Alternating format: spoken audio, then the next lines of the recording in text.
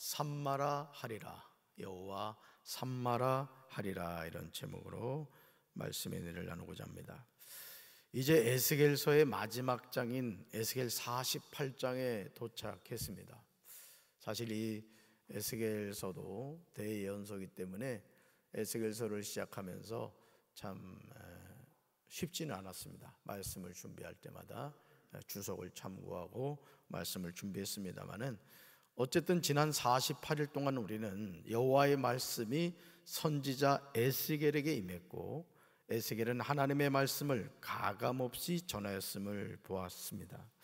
여러분, 이 에스겔서의 특징 가운데 하나는 뭐라고 할 수 있을까요? 주 여호와께서 이같이 말씀하셨느니라, 이 표현이에요. 여러분 47장으로 한번 가보세요. 13절 47장 13절 위에 보면 뭐라고 나오죠? 주 여호와께서 이같이 말씀하셨느니라. 거기다 밑줄으세요. 이 표현이 계속 나오죠, 그죠? 그러니까 에스겔을 통해서 누가 말씀하신 거예요? 하나님이 말씀하신 거예요. 그러니까 여러분이 성경을 대할 때 항상 가져야 될 생각이 뭐냐면, 예를 들어 바울이 쓴 서신이다. 그렇지만 그것은 바울이 한 이야기가 아니라 하나님께서 바울을 통해서 말씀하신 거예요. 그러니까 바울이 쓰긴 했지만 그 말씀은 누구 말씀? 하나님의 말씀이에요. 그래서 여러분들이 성경을 대할 때 항상 이 관점을 가지셔야 돼요. 그러면 하나님의 말씀을 여러분이 받아들이게 되죠. 하나님의 선지자로 부름을 받아 그 사명을 잘 감당한 것입니다. 에스겔 48장은 하나님의 모든 공동체의 회복에 관한 내용입니다. 에스겔 47장 13절부터 23절에서 회복될 새 예루살렘 땅의 경계와 또 외인의 분깃을 별도로 언급하였습니다.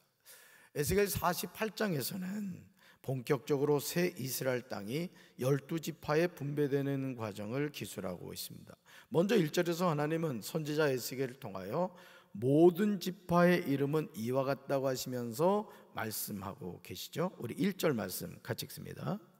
모든 지파의 이름은 이와 같으니라. 북쪽 끝에서부터 헤들론 길을 거쳐 하마도기를 지나서 다메섹 경계선에 있는 하살레논까지, 곧 북쪽으로 하막 경계선에 미치는 땅, 동쪽에서 서쪽까지는 단의 몫이요. 아멘. 거기다 밑줄 가세요. 동쪽에서 서쪽까지는. 이 표현이 이제 계속 나옵니다. 사랑하는 성도 여러분, 12지파의 땅의 경계를 정하시는 분은 누구시냐? 살아계신 하나님이시다는 거죠. 하나님이시다. 왜냐하면 모든 땅의 주인은 하나님이시기 때문입니다. 우리는 하나님이 행하시는 일에 관하여 뭐라고 할 수가 없어요. 하나님이 정하신 경계를 따라 하는 것입니다. 하나님은 땅의 경계를 정하실 때 어디부터 어디를 거쳐 어디를 지나서 어디 있는 어디까지라고 정확하게 말씀하세요. 우리 하나님은 아주 세밀하신 분이에요. 여러분, 우리 얼굴을 봐도, 우리 몸을 봐도 우리 하나님의 성품이 어떤가를 잘 알 수가 있죠. 그렇죠? 우리 얼굴도 보세요. 비가 내리면 첫 번째 지붕이 있잖아요. 이 머리카락. 그 다음엔 또 요 눈썹이 있단 말이에요. 빗물이 내리다가 여기서 딱 걸리게 한단 말이에요. 그래도 또 내려오는 빗물은 요 속눈썹에서 딱 걸리게 하셨단 말이에요. 우리 하나님 그러신 분이에요. 이 콧구멍 안에도 여러분 코털이 있습니다. 왠지 아세요? 오늘 새벽기도 나오신 분들은 수지 맞은 거야. 이런 것도 다 알게 되고 말이죠. 먼지를 걸러내는 거예요. 먼지를 걸러내. 너무 코털 아주 깨끗하게 잘라내면 안 됩니다. 사실은 다 이유가 있는 거야. 우리 여성분들 그 수영장 가면은 이 겨드랑이 털 다 저기 하고 가잖아요. 사실은 그 겨드랑이 털도 있는 이유가 있는 거예요. 다 하나님이 만드신 이유가 있죠. 우리 하나님 아주 세밀하신 분이에요. 어디서부터 경계를 정할 때 어디서부터 어디를 거쳐 어디를 지나서 어디에 있는 어디까지라고 명확하게 말씀하세요. 하나님은 일을 하실 때 두루뭉실하게 일하지 않으세요. 그 어떤 설계사보다 아주 정밀하고 명확하게 정하여 말씀하세요. 에스겔 48장 1절부터 8절까지 계속 반복해서 나오는 표현이 있죠. 그게 뭐래요? 동쪽에서 서쪽까지는, from the east side, the west side 이랬죠. 그러니까 동쪽에서 서쪽까지는 이 표현이 나오죠. 자, 그러면서 1절에서요, 경계선 다음으로 표현한 후에 단의 몫이 나오죠. 한번 밑줄 읽어보세요. 1절에 그죠? 동쪽에서 서쪽까지는 어디 몫이 나와요? 단의 몫이 나오죠. 2절에서는요 아셀의 몫이 나와요. 3절에서는요 납달리의 몫이 나오죠. 동쪽에서 서쪽까지 이후에 나오는 거예요. 그 다음 6절에서는요 건너가면 안 되죠. 4절에서는요 므낫세의 몫이 나와요. 5절에서는요 에브라임의 몫이 나오고, 6절에서는요 르우벤의 몫이 나오고, 7절에서는 유다의 몫이 나와요. 그 다음에 23절 한번 가볼까요? 여러분 성절 24절 나머지 지파들의 몫이 나오죠. 23절에 어디 몫이 나와요? 베냐민의 몫이 나오고요. 24절에 시므온의 몫이 나오고, 25절 이사갈의 몫이 나오고, 26절 스불론 몫이 나오고, 27절 가세의 몫이 나오고, 28절 28절은 없죠? 그렇습니다. 여기서 주목해 보아야 하는 지파가 있는데 단지파예요. 1절에 단의 몫이 나오는데 여호수아 19장 40절부터 48절에서 단지파는 서부 지중해 연안에 비옥한 땅을 차지했었어요. 원래는 처음에 땅의 분배를 그렇게 받았어요. 그런데 사사시대에 이를 아모리 사람에게 빼앗긴 후에 북쪽 산간 지역을 점령하고 그곳에 정착하였어요. 하나님이 주신 몫이 있었는데 그것을 아모리 사람에게 빼앗긴 거예요. 그래서 북쪽 산간 지역을 점령하였는데 단지파는 그들에게 주어진 원래의 기업을 유지하지를 못했어요. 그러니까 오늘 우리가 하나님의 자녀로 이 세상을 살아가면서 하나님이 우리에게 주신 몫을 잘 지켜가야 돼요. 하나님의 축복도 그렇고 하나님의 은혜도 그렇고. 여러분 은혜 받으면 마귀가 먼저 안방에 와 있다니까. 그러니까 그것도 지켜가야 돼요. 우리 마음을 지켜가야 되고 생각을 지켜가야 돼요. 아멘. 사사기 18장을 보시면 그들의 빗나간 신앙 때문에 상대적으로 취약한 최북단에 위치하게 되었어요. 어떤 사람은 우리나라가 우리나라 저기를 단군이라 그러잖아요, 그죠? 단군. 그래서 그 단군이 단지파다 이렇게 얘기하기도 합니다만 어쨌든 그런 이야기가 있어요. 하나님이 주신 기업임에도 하나님을 경외하는 신앙을 버릴 때 자기 몫을 빼앗기는 거예요. 저는 여러분이 하나님이 주신 축복 받게 되길 바랍니다. 하나님의 은혜 받게 되길 바라요. 근데 중요한 건 그거를 지켜가는 게 중요해요. 하나님이 주신 영적인 축복도 마찬가지예요. 삼손 같은 경우도 보세요. 엄청난 힘을 하나님이 주셨잖아요. 삼손은 나실인이었죠. 하나님께 구별된, 태중에서부터 구별된 나실인이었어요. 하나님이 독주를 먹지 말라 그랬죠. 그렇죠? 또 삼손이 가장 중요한 거 머리카락을 밀지 말아라 그랬어요. 여러분 삼손에게 머리카락은 무슨 의미일까요? 하나님이 함께 하신다는 상징적인 의미였어요. 근데 결국 드릴라에게 미혹당해가지고 머리카락이 잘리니까 어떻게 됐어요? 힘을 잃었어요. 근데 더 중요한 게 있어요.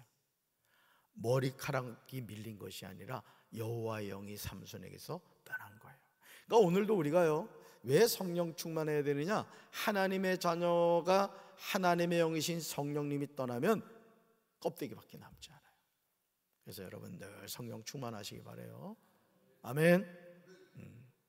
하나님이 주신 기업임에도 하나님을 경외하는 신앙을 버릴 때 자기 몫을 빼앗긴 거예요.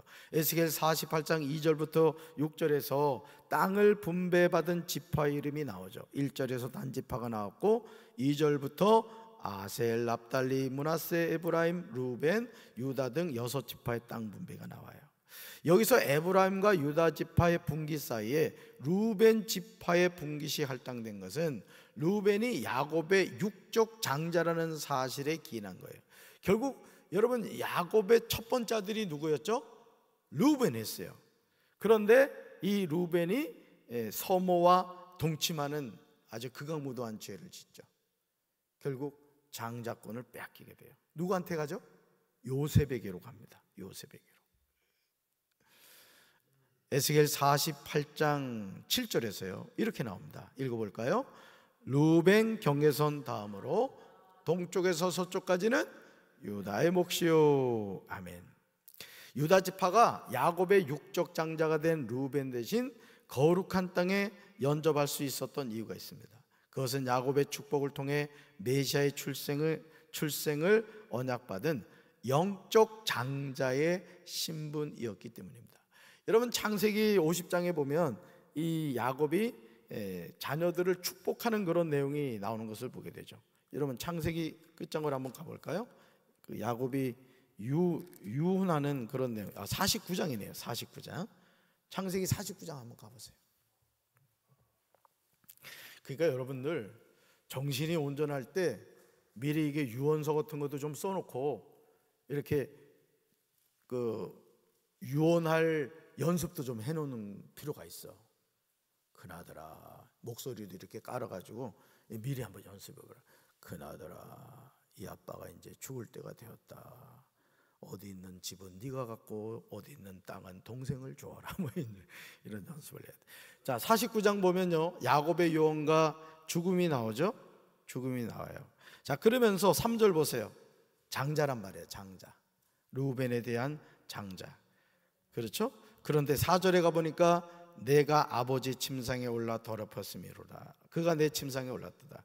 결국은 장자권을 빼앗기게 되는 거예요. 그러니까 쭉 나옵니다. 쭉 나오면서 자, 어디로 가냐면 9절 가보세요.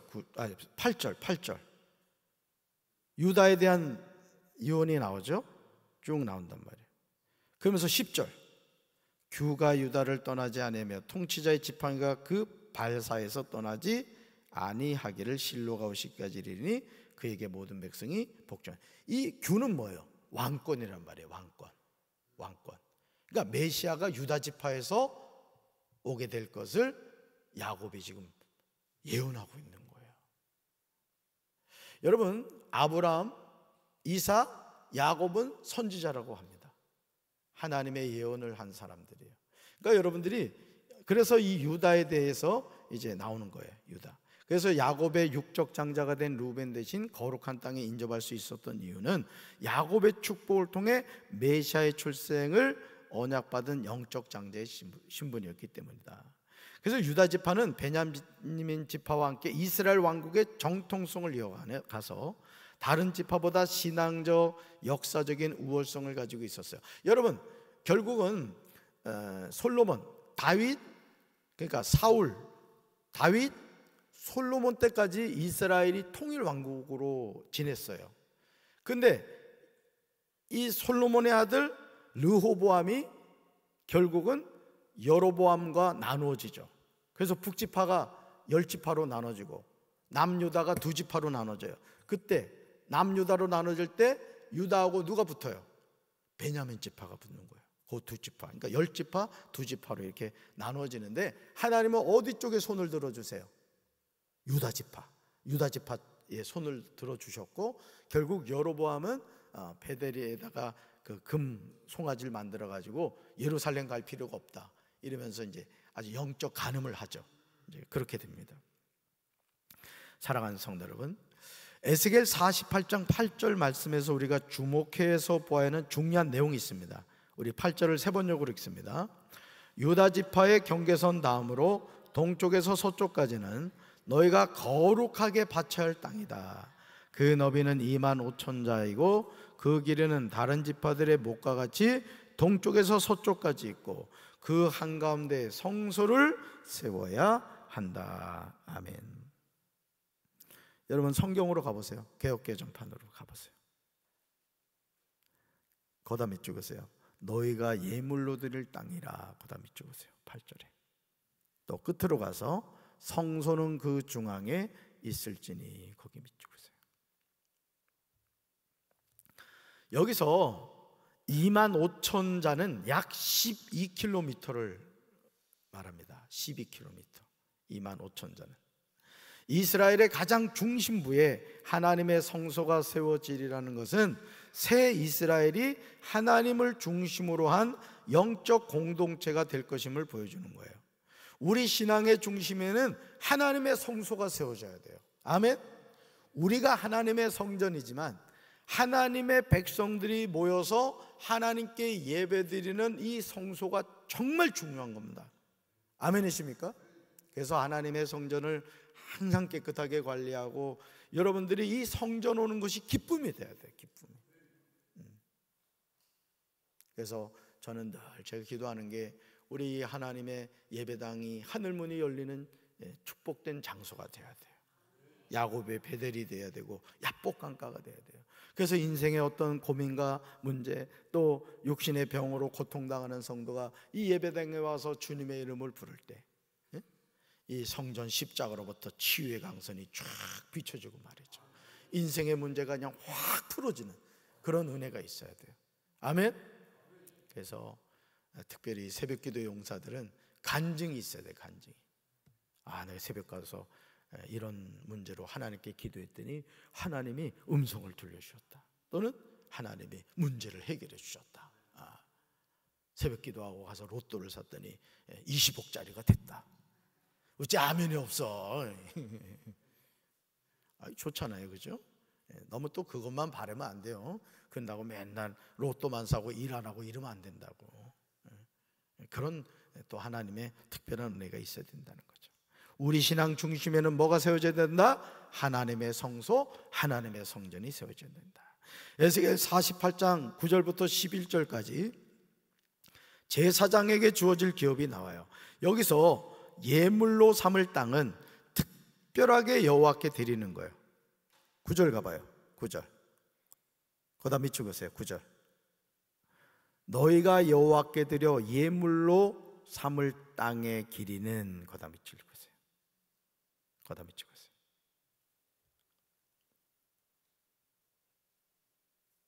예물로 삼을 땅은 뭐다고요? 특별하게 여호와께 드리는 거예요. 특별하게. 8절에서 말하는 예물로 드릴 땅과 달라요. 8절에 보면 예물로 드릴 땅이 나오죠. 그죠? 예물로 드릴 땅이 나오는데 9절에 나오는 예물로 삼을 땅과는 다르다는 거죠. 8절의 예물을 특별한 선물로, 9절의 예물을 여호와께 드릴 예물로 본다는 거예요. 9절은 특별히 여호와께 드릴 예물을 말해요. 여호와께 예물로 드려지는 땅은 레위인의 기업과 같은 거룩한 땅일지라도 더 거룩한 땅이라는 거예요. 더 성별된 땅이라는 것이죠. 아멘. 네.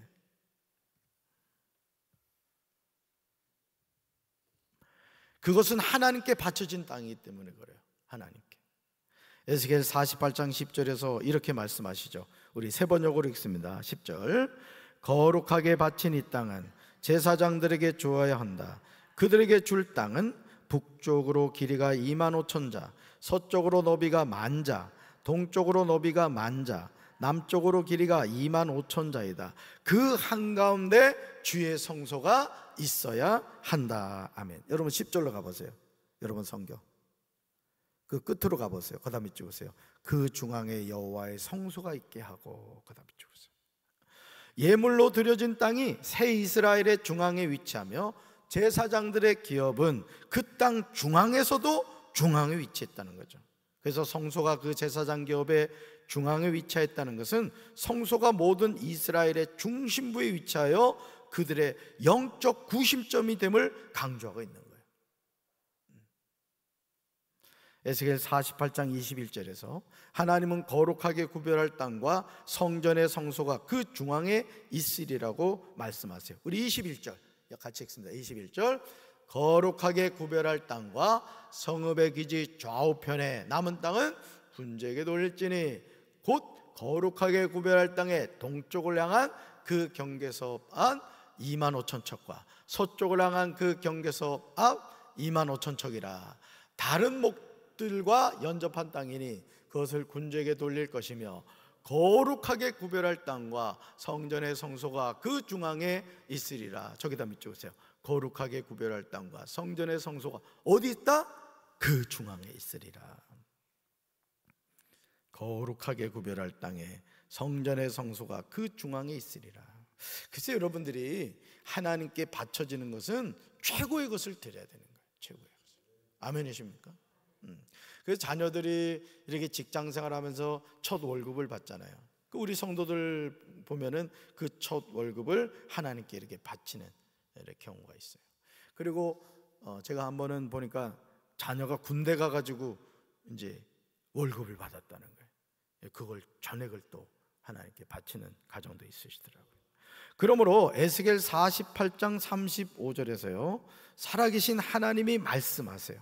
아주 중요한 말씀이에요. 이 말씀도 에스겔을 마치는 말씀이기도 해요. 같이 읽습니다. 그 사방의 학계는 18,000척이라 그 후로는 그 성읍의 이름을 여호와 삼마라 하리라. 아멘. 거담이 찍으세요. 그날 후로는 그 성읍의 이름을 여호와 삼마라 하리라. 여기서 이 여호와 삼마라는 뜻이 뭐냐? 여러분 성경 밑에 그 각주가 되어 있는 관주 성경에는 성경 밑에 보면 써 있을 거예요. 뭐라고 써 있어요? 여호와께서 거기에 계시다, 이런 뜻이에요. 여호와 삼마.